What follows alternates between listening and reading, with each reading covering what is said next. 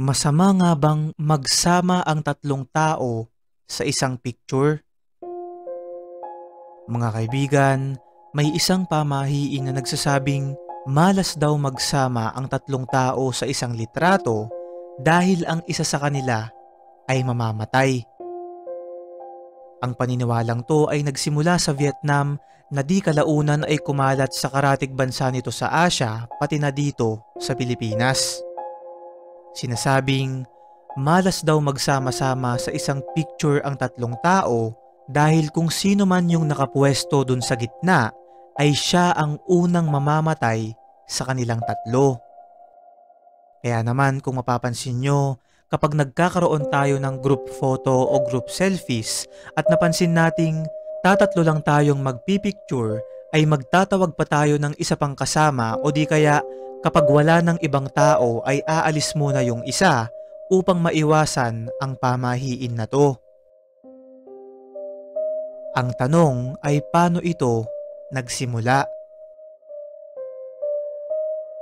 Ayon sa ilang historians, kagaya nga ng sabi ko kanina, nanggaling ang paniniwalang to sa Vietnam na nakuha nila sa halo-halong paniniwala mula sa Confucian ideology at pati na rin sa Buddhism. Hindi lang yan, dahil pati sa feng shui mga kaibigan o feng shui kung tawagin ng iba, pinaniniwalaan nilang may hatid na kamalasan ang number 3. Kaya naman as much as possible ay iniiwasan nilang magkaroon ng isang bagay na sasakto sa numerong to, kagaya na lamang ng tatlong tao sa isang litrato. Ayon pa nga sa ilang African tribes katulad na lamang ng Himba at Zulu, naniniwala sila na sa pagpindot pa lang dun sa camera ay maaari nitong makuha yung kaluluwa ng kung sino mang tao ang nandoon sa litrato. It makes sense, sabi ng ilang conspiracy theorist, dahil ang camera daw ay maaari nating ihalintulad sa third eye sapagkat nakikita nito ang mga bagay na hindi nakikita ng ating mga mata, kagaya na lamang ng kaluluwa.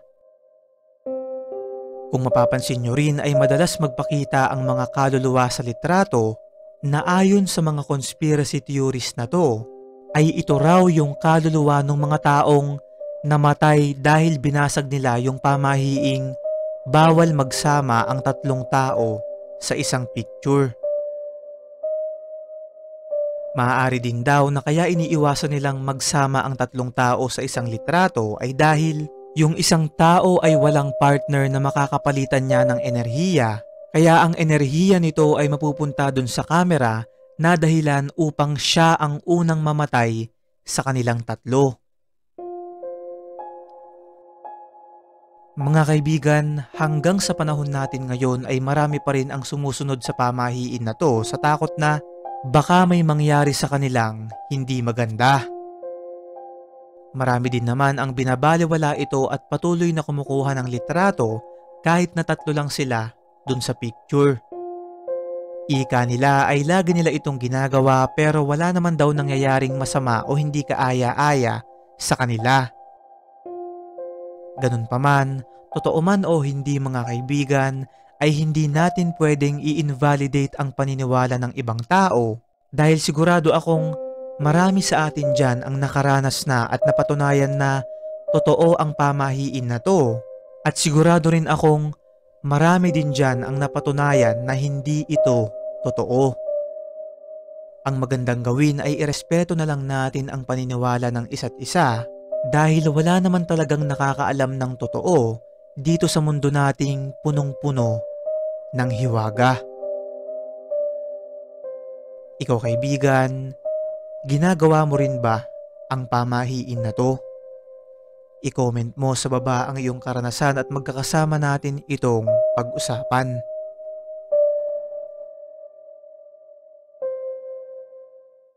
Mga kaibigan, available na ang ating Hiwaga Merch Limited Edition sa ating TikTok shop. Punta lang kayo sa TikTok at itype ang @hiwaga.channel at pindutin ang shop upang maka-order. Ilalagay ko rin ang direct link nito sa comment section para mas madali nyong makita. Maraming salamat sa inyong suporta mga kaibigan at hanggang sa mga susunod pa nating kwentuhan. Ano't ano pa man mga kaibigan ay wala pa rin sino man sa atin ang nakakaalam kung totoo ba to o hindi. Kaya nga sa atin ito lang ay isang hiwaga.